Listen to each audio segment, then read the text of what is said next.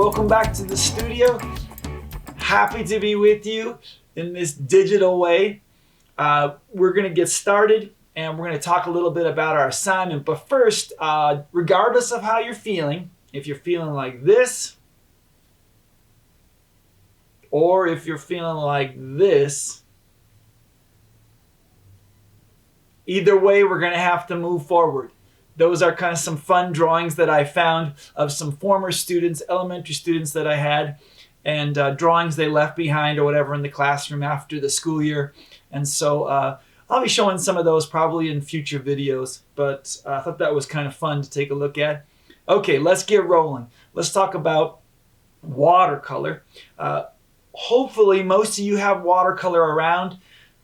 You had to have watercolor for the class. If you don't have a pack with you, maybe there's a way you can get one. Maybe you can borrow one. I've got some supplies coming. Abby and Mackenzie Olson, please tell me if you got your supplies yet.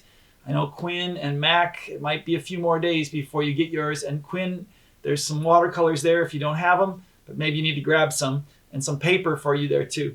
All right, so most all of you in your packet should have some watercolor sheets of paper. They're the larger, a little bit thicker ones, and they're like 12 by 18 or so size. So that's what we'll be working on for this assignment. And here we go. Let's talk a little bit about what's going to happen here. We've got two sheets, and I'll go into that in a minute, how we're going to get that going. But we have two sheets because we're going to be doing two paintings and then kind of melding them or putting them together. But first, I want to talk about a few things. One is our kind of terminology that we're looking at for this lesson, and that is organic or biomorphic shapes and geometric shapes. So we're going to have to know about that. We'll also have to know about non-objective and what that is. And so let's take a look at some paintings and think about both non-objective, which we've talked about before, kind of meaning non-representational or without any particular drawings. We did this, for example, in our recipe or instruction paintings. We made something like that. So let's take a look at some paintings, and that will get us kind of excited for what's going to happen next. Let's check these out. So first, if we look at what are geometric shapes, we know geometric shapes are those that tend to be prescribed and defined. Take a look at this Agnes Martin painting. So in this painting, we see very light and subtle, kind of long rectangular strips. And as artists, we call this rectilinear. But anyway, big word, but this is just kind of boxy. It's very simple, the composition. But this is an example of using geometric shapes. Here's another one. This one is Al Held, and it's called Piazza.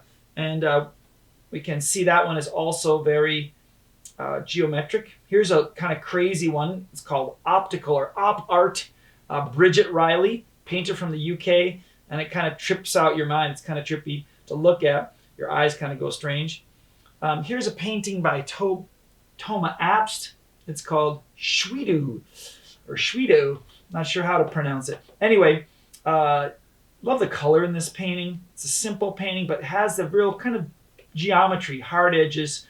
And then lastly, this is a painting that actually a high school student I did that I was teaching a painting class, and she put together a nice little hard edge, geometric kind of non-objective painting. So let's take a look at some organic type shapes.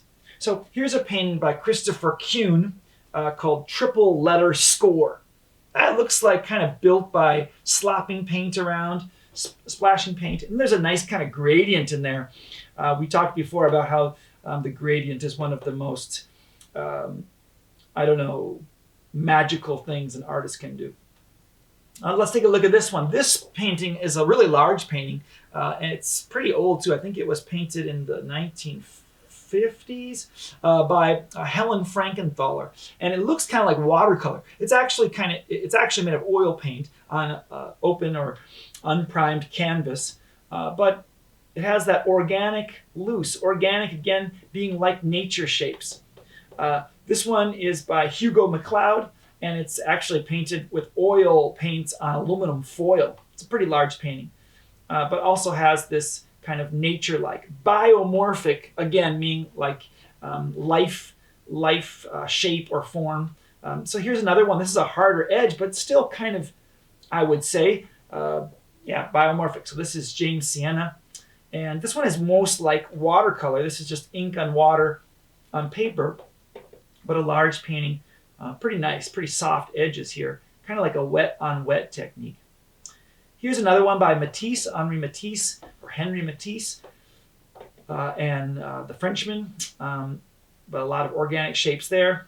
And lastly, this one called FTW by Russell Tyler has this really loose, kind of messy, but I love the colors in this painting. Kind of love the border too.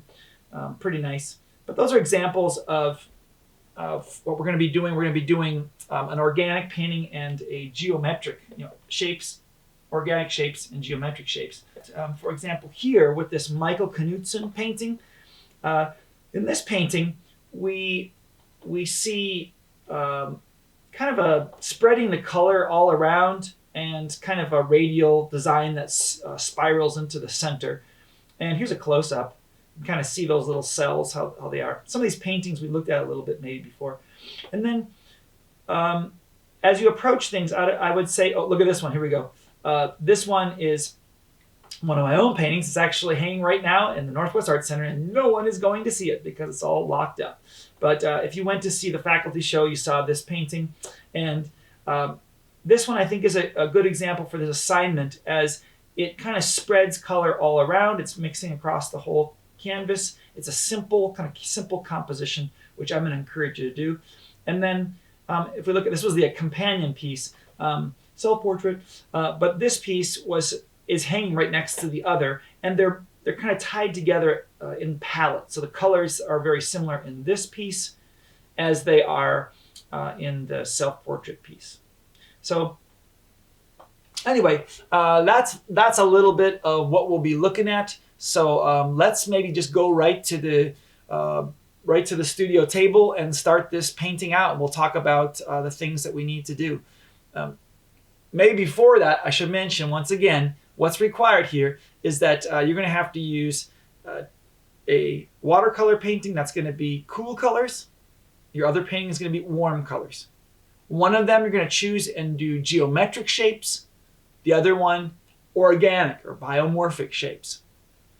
And you're going to also have to use one of your experimental approaches that you did. If you remember these kind of paintings that we made, and most of you have with you, you're going to have to choose out at least one of these in this project to try out and implement into your painting. Okay, and lastly, you're going to have to mix colors in your little mixing tray palette. All right, so those are the basics. Let's go to making the painting and I'll demonstrate how that goes.